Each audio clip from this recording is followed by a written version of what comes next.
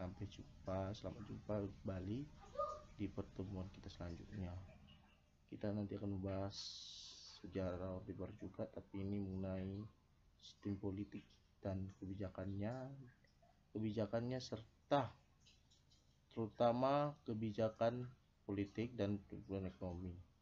Baiklah, silakan perhatikan, tapi jangan lupa untuk mengirim absen GC dan juga mengirim tugas melalui GC yang Bapak bagikan di Google Classroom. Dan juga jangan lupa Bapak bagikan ini video ini untuk pertama kali di saluran YouTube biar anak-anak sekalian bisa menonton. Dan jangan lupa untuk like, komen, dan juga subscribe video channel Bapak. Terima kasih, selamat pagi dan selamat belajar. Nanti ya kita Bapak bagian pembelajarannya. Oke, selamat pagi anak-anak sekalian. Sampai jumpa kembali. Salam sehat bagi kita semua. Tadi udah Bapak menjelaskan di video pembuka mengenai pembelajaran kita, dan ini pertama kali Bapak bagikan di YouTube channel Bapak. Dan tolong anak sekalian untuk memperhatikan ya, di 3 pertemuan terakhir ini diharapkan untuk setiap kelas bisa segera mengklik absen ya, mengirim tugas ke GC, dan juga jangan lupa like, comment, subscribe video Bapak ini agar membantu pembelajaran kita ke depannya. Oke, selanjutnya kita langsung aja ke pembahasan kita. Oke, Indonesia pada masa Orde Baru itu dimulai dengan kita membahas latar belakangnya, berdirinya, menguatnya, dan menguatnya negara. Kita udah membahasnya kemarin ya, tapi tambahkan mengenai ciri pokok dari kebijakan-kebijakan yang dihasilkannya. Oke, berdirinya Pemerintahan Orde Baru dan ciri pokok dari kebijakan-kebijakan yang dihasilkannya. Pertama itu diangkatnya Mayor Jenderal Soeharto menjadi Presiden Republik Indonesia, di mana pada masa situasi itu Soekarno dengan desakan nasihatnya maupun dalam keadaan yang serba terpojok bagi pemerintahan Soekarno menyebabkan Presiden Soekarno mengangkat pertama kali menjadi Pangkop aktif. Tapi lama-lama kemudian hari Soekarno tergusur sehingga menyebabkan Mayor Soeharto diangkat menjadi Presiden Republik Indonesia oleh Sidang Umum MPRS. Oke. Kedua itu kebijakan-kebijakan ekonomi era Orde Baru. Ketiga, kebijakan-kebijakan pembangunan era Orde Baru. Dan keempat, kebijakan sosial politik Orde Baru. Kita akan membahas tentang kebijakan-kebijakannya pada masa Soeharto. Oke.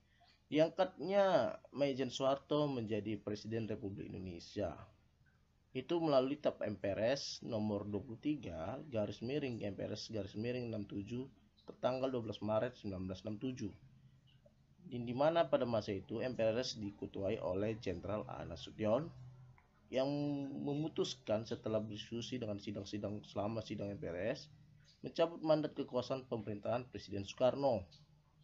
Baru selanjutnya itu tepat pada tanggal 27 Maret 1968 MPRS kemudian mengangkat Letnan Jenderal Soeharto sebagai Presiden Republik Indonesia sebagaimana terdapat dalam TAP MPRS nomor 54 MPRS strip 1968. Oke. Pembahasan selanjutnya adalah diangkatnya Mayor Soeharto menjadi Presiden Republik Indonesia.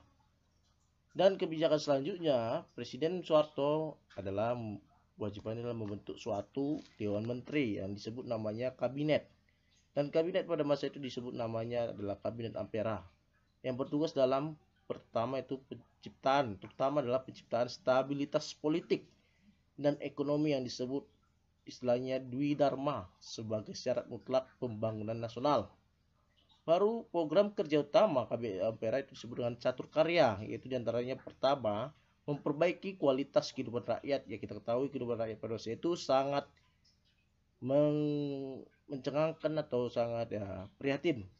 Oke, dengan banyaknya rakyat mengantri untuk mengambil sembako. Yang kedua yaitu bidang politik, itu menggelar pemilu secepatnya agar ada untuk memilih anggota Dewan Perwakilan, di mana tugas Dewan Perwakilan pada masa itu adalah untuk memilih atau mengangkat seorang presiden.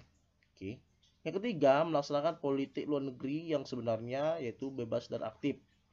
Keempat, meneruskan perjuangan untuk menolak imperialisme dan kolonialisme. Kenapa? Karena pada masa menolak imperialisme kolonialisme itu adalah terutama menyangkut tentang pembukaan Undang-Undang Dasar 45. Oke. Kebijakan-kebijakan ekonomi era Orde Baru, yaitu dikeluarkannya Peraturan 3 Oktober 66 tentang pokok regulasi dalam menanggulangi krisis ekonomi Indonesia. Kedua, dikeluarkannya Peraturan 10 Februari 67 tentang persoalan harga dan tarif. Kenapa? Karena harga dan tarif itu adalah berpengaruh dengan kegiatan ekonomi, baik di pasar ataupun ekonomi lainnya. Jadi pemerintah di sini adalah bertanggung jawab untuk bagaimana mengatasi persoalan harga dan tarif. Ketiga, dikeluarkannya Peraturan 28 Juli 67 tentang kewajiban pengusaha untuk membantu sektor pajak dan ekspor. Selanjutnya menerapkan Undang Nomor 1 Tahun 67 tentang penanaman modal asing. Selanjutnya mengesahkan dan menerapkan Undang-Undang Nomor 13 Tahun 67 tentang APBN di tahun 1968. Kebijakan ekonomi era Orde Baru, ya, itu adanya dengan melakukan permintaan pinjaman, ya, kita pun harus pinjam. Setiap negara pasti punya pinjaman. Tidak ada nama negara yang tidak mempunyai pinjaman. Negara kaya pun juga, ya, Amerika Serikat pun juga, ya. Oke, Tokyo Club, ya, Paris Club, IGGI, yang kemudian nanti CGI, baru bergabung dalam Liga Ekonomi Internasional seperti World Bank, IMF, IDA, dan ADB. Kebijakan ekonomi era Orde Baru itu dibagi dalam pelita, itu program 5 tahun dengan pelita 1, 2 sampai 6. Ya, bisa kalian lihat tanggal masa-masanya, ya. Oke. Pelita 1 ini programnya untuk meningkatkan taraf kehidupan masyarakat Indonesia serta menetapkan dasar bagi pembangunan dalam tahapan-tahapan dari pelita berikutnya. Kedua, fokus pembangunan diarahkan pada bidang pertanian, industri, pertambangan serta rehabilitasi dan peluasan sarana dan prasarana sosial. Baru pelita 2, ya, ini bisa kalian perhatikan dan baca. Oke.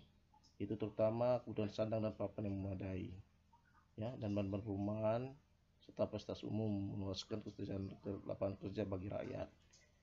Baru pelita 3, ini 8 jalur pemerataan digemborkan, yaitu pemerataan kebutuhan pokok, tingkat pencapaian pendidikan dasar, pendapatan, kesempatan kerja, kesempatan berusaha, melibatkan pemuda dan perempuan dalam pembangunan, penyediaan dana bantuan pembangunan bagi daerah tingkat 1 yaitu tingkat provinsi dan tingkat 2 bagi kota dan kabupaten, dan ke-8 penyediaan kesempatan bagi rakyat untuk memperoleh keadilan, yaitu kesetaraan hukum, kesejahteraan rakyat di depan hukum, ya, dalam maksudnya kesempatan bagi rakyat untuk memperoleh keadilan maupun hal-hal yang lain. Oke, pelita 4 ini tercatat berbagai keberhasilan yang dicapai oleh pemerintahan Orde Baru, misalnya proyek sembada beras dan program keluarga berencana, ya, karena Soeharto pernah mendapat medali dari FAO tentang keberhasilan Indonesia dalam mengadakan swasembada beras. Baru program keluarga berencana untuk membatasi jumlah penduduk Indonesia yang sangat banyak, yang makin berkembang karena boom bayi pada masa itu, menyebabkan pemerintah mengeluarkan kebijakan keluarga berencana atau KB.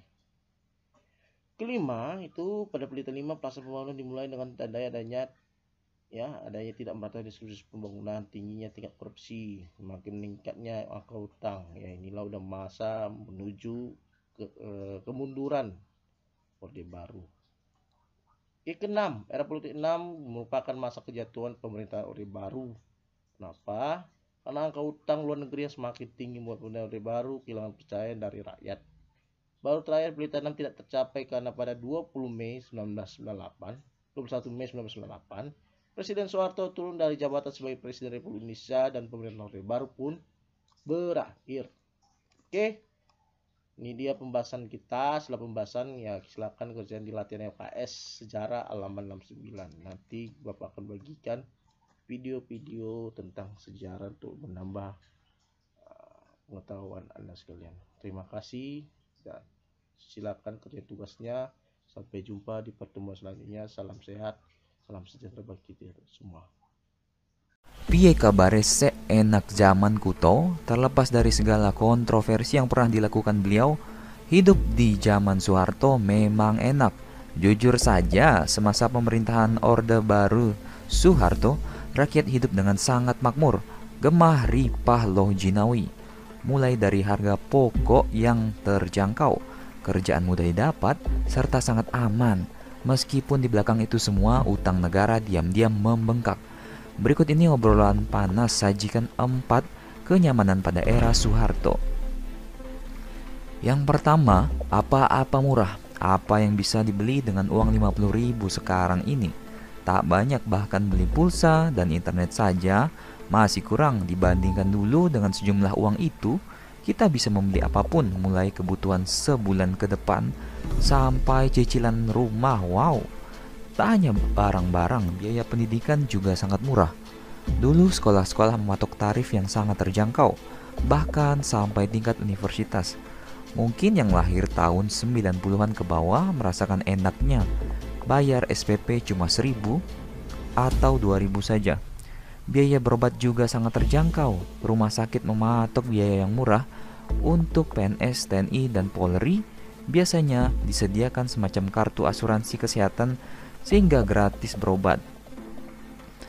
Kenyamanan yang kedua adalah sangat aman.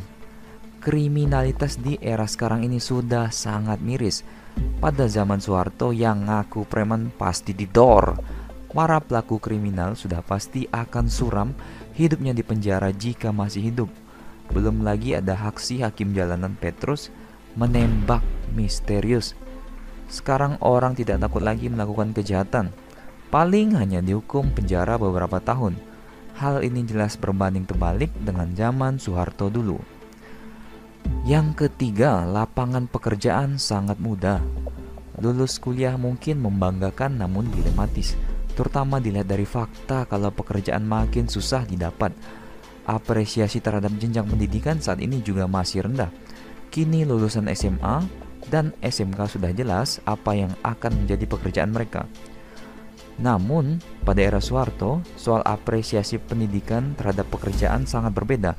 Dulu lulusan SMA sudah bisa masuk PNS, bahkan di perusahaan bisa jadi mandor dan setingkat kepala. Yang keempat, dolar hanya seharga Rp378, guys. Wow, nilai tukar dolar hari ini sekitar 13.400-an. Angka itu sudah lumayan bagus dibandingkan dengan beberapa bulan lalu yang mencapai 14 ribuan. Jika dibandingkan dengan era Soeharto, tentu saja angka ini bisa dibilang gila. Bagaimana tidak, dulu dolar hanya 300-an pada tahun 1971. Dampaknya seperti yang diungkapkan, apa-apa menjadi sangat murah dan terjangkau. Angka 300-an ini kemudian naik pada tahun 1997 menjadi 2.500. Sepeninggal Soeharto di tahun 1998, dolar pun melesat dan meroket, mulai dari peningkatan hingga 5.000 sampai menembus 16.800 di era Presiden Habibie. Namun berhasil diupayakan hingga di akhir masa jabatannya bisa ditekan menjadi 7.000 saja. Bagaimana menurut kalian tentang kepemimpinan Soeharto, sang bapak pembangunan?